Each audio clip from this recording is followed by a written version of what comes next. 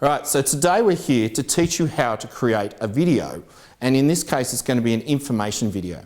So let's say your teacher has asked you to create a video which will show you how to perform, say for example, a first aid procedure. The first thing before we create any video, it doesn't matter what type of video it is we have to carefully plan it. And in the case of an information video, what we want you to do is to write a script. A script means that you're going to not have to think about what the words are as you're actually doing the video. And it gives you the opportunity potentially to read the script and then be able to put your video from there. So once you've got your script done, then you can start thinking about what are the visual images that you need to help explain the idea that you're explaining.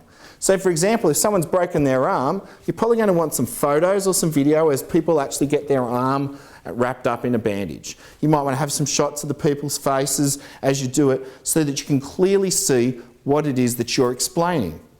The most important thing is that the words that you're saying here should match with the pictures that you're showing on the screen.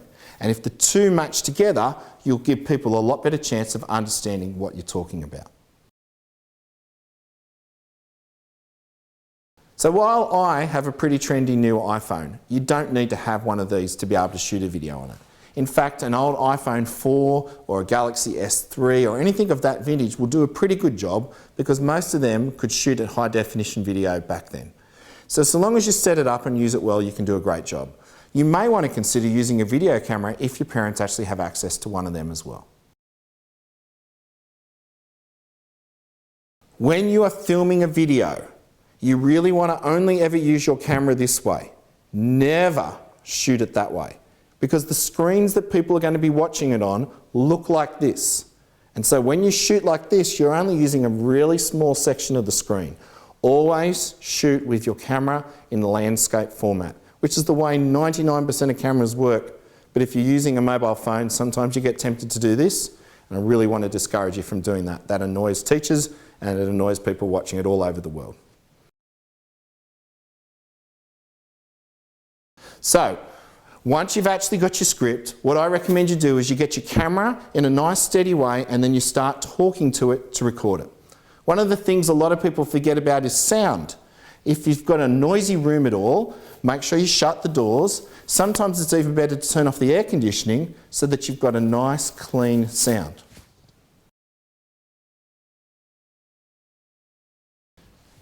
Today we're going to assume that we're going to be using mobile phones for our filming. So when it comes to this, you could simply sit here with your mobile phone in one hand and your script here, and you could read a lot of it. It might be great if somebody could hold it for you nice and still as you read it, but you don't even have to look at the camera for the majority of it. You could just be looking at the camera at the start, and then after that you could be just reading and talking to this camera here just to record the audio. So when you're actually filming like this, obviously if you've got a real camera and you can use a tripod, that's great. But quite often you don't, and you've got a situation like this. So one of the things I naturally do is I put my camera out nice and flat on my hand and I spread my legs a little bit wider so I'm almost like a tripod, and that gives me a steadier base to work from. Then once you've done your filming and you've got all your original stuff, then we want to go into iMovie or whatever program it is that you're going to be using to put your video together. What we want to do now is take the footage that we've shot on our camera and get it into the computer. I'm using iMovie, but it should apply to most programs like this. I've got my cable and I'm going to hook it in, and then I'm going to hook it into a USB port. Once I've hooked this in on the iPhone, it now says, do I trust this computer? And I need to press trust. And once I've done that, if I press here to import, it will actually pop up with my phone and will allow me to come in here and grab footage that I've used to import into my computer. So we're now in iMovie and we want to be able to bring in all our footage and start editing together. I'm going to go create a new project and go Movie. If I've got my iPhone connected up to here, it will appear when I press import, and it'll show me a whole lot of different parts here. So I have some memory cards I've got here on my iPhone, and I could come in here and click some of the clips that I want to import, In this case, I'm going to grab some of the clips from this actual training video that you're watching right now. I'm going to grab that there, and I'm going to bring them in here. Then I can grab these clips and say how much of them that I actually want. I can watch them over here and press play. And then I can grab them and drag them down onto the bottom. So I can grab the sections that I want to be able to use and add them up there. And then sometimes I'm also going to want to have some pictures of some shots that I'm doing, some demonstrations, such as like this. And I can grab this and drag it down and place it above.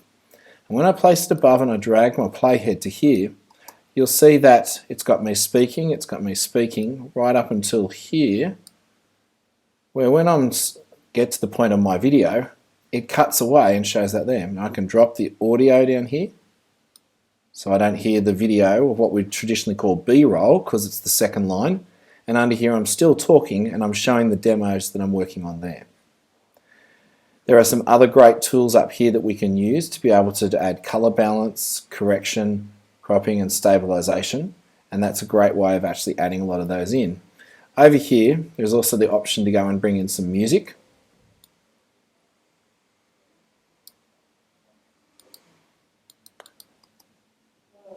And then also titles, and there's a whole lot of different types of titles. You can bring in a title at the start, just go grab that title and drop that in right at the beginning, so it happens just on a black background. My Great Movie.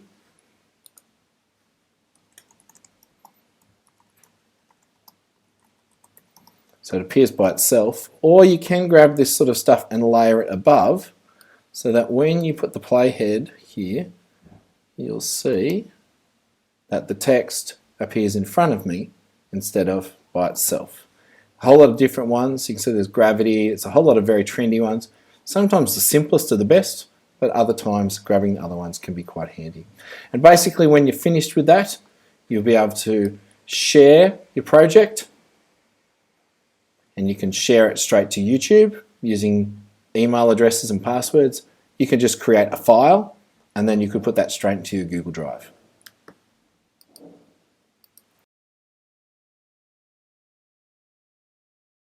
Some things you want to think about with a video is, do you actually really want to put some sound in there? If you're going to put some sound or say some music in the background, make sure that it helps and doesn't hinder people understanding it.